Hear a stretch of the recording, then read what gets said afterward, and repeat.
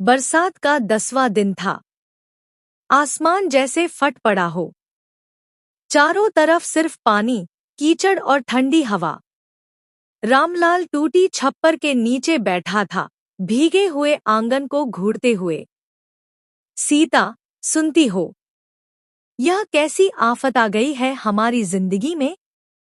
लगातार 10 दिन से आसमान बरस रहा है, जैसे हमारे हिस्से की धूप ही छीन ली गई हो। ना जंगल जा पा रहा हूं, ना लकड़ी काट पा रहा हूं, और घर में चूल्हा ठंडा पड़ा है। मुझे डर लग रहा है सीता। अगर यही हाल रहा तो हम अपने बच्चों को क्या खिलाएंगे? उनकी आंखों में जो भूख है ना, वो मुझे अंदर से तोड़ देती है। सीता धीरे से बच्चों को देखती है। दोनों कोने में सिकुड़े बैठे थे। क्या बताऊं जी, घर में एक मुट्ठी आटा भी नहीं बचा है। कल रात बच्चों को बस पानी पिलाकर सुलाया था। आज सुबह भी उन्होंने पूछा, माँ, कुछ खाने को मिलेगा? मैं क्या जवाब देती? मेरी जुबान जैसे पत्थर हो गई थी। मैं माँ होकर भी अपने बच्चों का पेट नहीं भर पा रही हूँ। इससे बड़ा दुख और क्या होगा? बस करो सीता, और मत कहो। मेरा कलेजा फट रहा है। हर दिन सोचता हूँ कि कल कुछ अच्छा होगा, लेकिन हर सुबह पिछली रात से भी ज्यादा भारी लगती है। क्या हमारी किस्मत में सिर्फ यही लिखा है, गरीबी, भूख और बेपसी? आप हिम्मत मत हारो जी।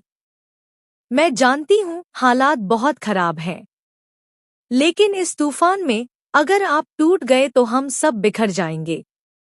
बस थोड़ा और सह लो। शायद भगवान को हम पर दया आ जाए।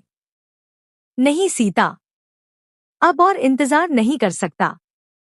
चाहे जितनी भी बारिश हो, आज मैं जंगल जाऊंगा। खाली बैठकर बच्चों की भूख नहीं देख सकता। अगर मैं आज भी नहीं गया, तो शायद कल हम जिंदा भी ना रहें। आप पागल हो गए हैं क्या? देख नहीं रहे बाहर क्या हाल है? बारिश रुकने का नाम नहीं ले रही। आपका शरीर पहले ही कमजोर हो चुका है। 2 दिन से आपने ठीक से खाना भी नहीं खाया। अगर इस हालत में बाहर गए और कुछ हो गया, तो हमारा क्या होगा? बच्चों का क्या होगा? सीता, मेरे ना रहने का डर मत दिखाओ। मुझे इस बात का डर ज्यादा है कि मैं जिंदा रहकर भी अपने बच्चों को भूखा देखूं। अगर मैं आज नहीं गया, तो मैं खुद को कभी माफ नहीं कर पाऊंगा। हम जैसे गरीबों के लिए मौसम, बीमारी, थकान कुछ मायने नहीं रखते। हमारे लिए सिर्फ पेट की आग मायने रखती है। सीता की पकड़ ढीली पड़ जाती है। वो चुप हो जाती है। जाओ, लेकिन जल्दी लौट आना, और खुद का ख्याल रखना। मुझे बुरा लग रहा है।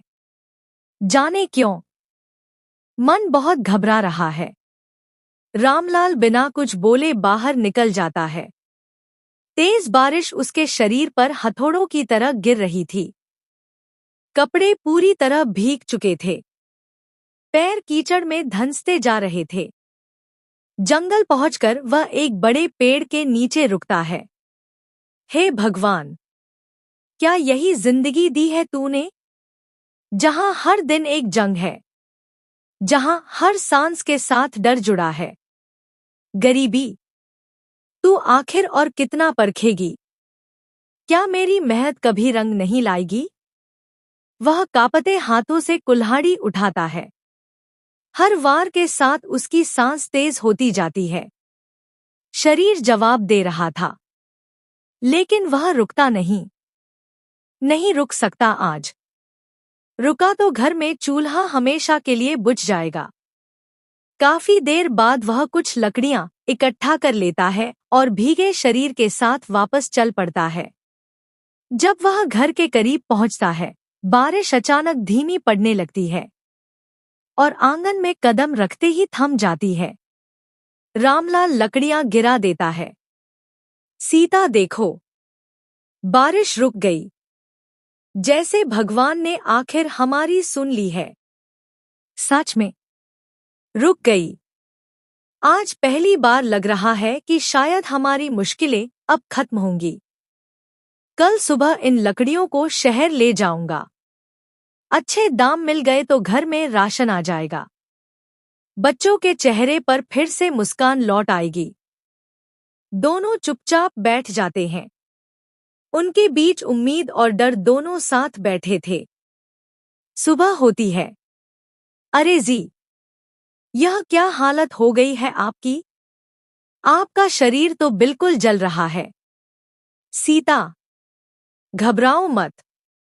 थोड़ा सा बुखार है। थोड़ा सा। आपका शरीर छूने से डर लग रहा है। आपको अभी डॉक्टर के पास जाना होगा। नहीं, पहले लकड़ियां बेचनी है। आप कहीं नहीं जाएंगे। अगर मैं आज नहीं गया तो भूख हमें मार डालेगी। सीता हार मानती है। ठीक है, आप मत जाइए, मैं कुछ करती हूं। वह गांव के छोटे क्लिनिक पहुंचती है। डॉक्टर साहब, मेरे पति को तेज बुखार है, दवाई दे दीजिए। पहले के पैसे दिए हैं तुमने और उधार नहीं मिलेगा। मैं हाथ जोड़ती हूं।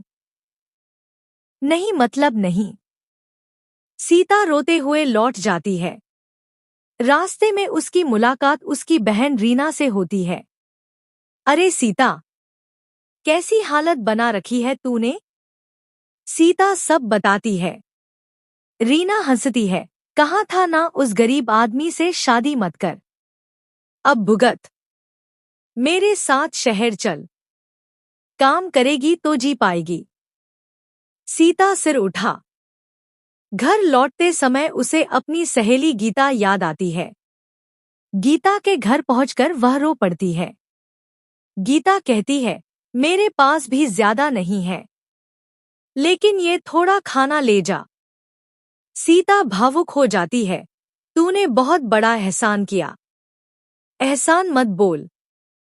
आज मेरा, कल तेरा। शाम को एक साधु दरवाजे पर आता है। बेटी, कुछ खाने को दे दो। सीता दुविधा में पड़ जाती है।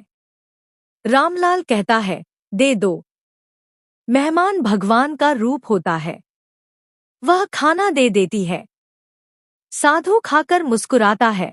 आज तुमने इंसानियत की परीक्षा पास की है। वह एक मटका देता है। इसे घर के अंदर जाकर खोलना। दोनों मटका खोलते हैं। अंदर सोने के सिक्के और खजाना भरा होता है। सीता, देखा, भगवान देर करता है, लेकिन न्याय जरूर करता है। उस दिन के बाद उनकी जिंदगी बदल जाती है, लेकिन वे अपनी गरीबी के दिन कभी नहीं भूलते। कहानी की सीख, जो इंसान बुरे वक्त में भी इंसानियत नहीं छोड़ता,